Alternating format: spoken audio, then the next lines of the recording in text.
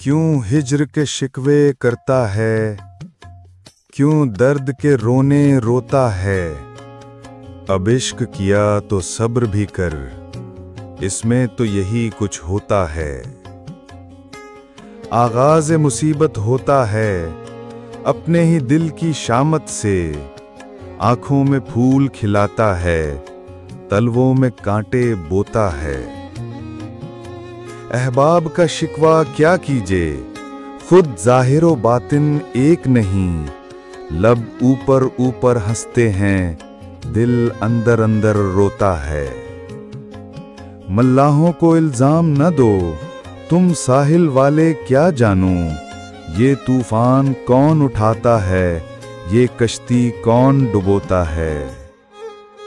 क्या जानिए ये क्या खोएगा, क्या जानिए ये क्या पाएगा। मंदिर का पुजारी जागता है, मस्जिद का नमाजी सोता है। खैरात की जन्नत ठुकरा दी है, शान यही खुददारी की।